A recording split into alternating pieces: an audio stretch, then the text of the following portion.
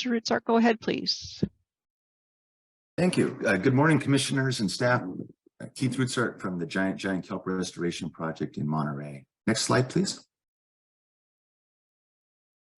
In Monterey, we had lush, beautiful giant kelp forests with hundreds of species that, due to multiple stressors, transformed into urchin barrens denuded of species. These urchin barrens persist and are growing in size in all of the Central Coast marine protected areas. Next slide, please. On the left, you can see that prior to the last El Nino, we had about 487 acres of dense kelp forests in South Monterey Bay. On the right are the remaining kelp forests in September of 2022, a good year for kelp. The difference in area is a 92% loss of perennial kelp.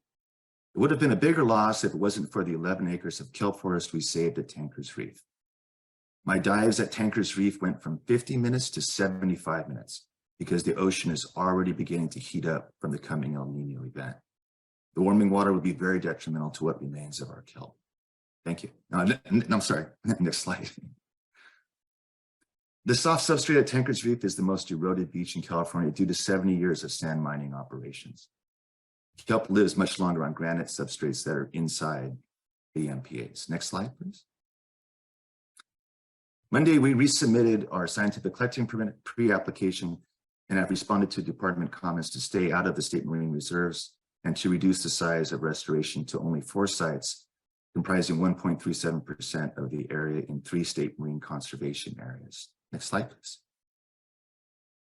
Brigadier Gardens is the most popular dive site on the west coast of North America.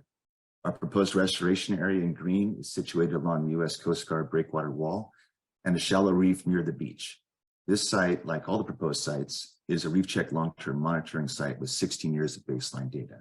This area is 4.7% of the SMCA. Next slide, please. Otter Cove has a remnant kelp forest adjacent to where we did a 3-year experiment on threshold density in 2018.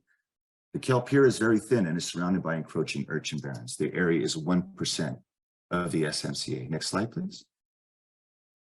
Stillwater Cove is the sheltered bay of the Pebble Beach Golf Course and comprises a mere 0.2% of the SMCA. This small patch is easy to defend because there is sand around it that slows urchin movements. Next slide.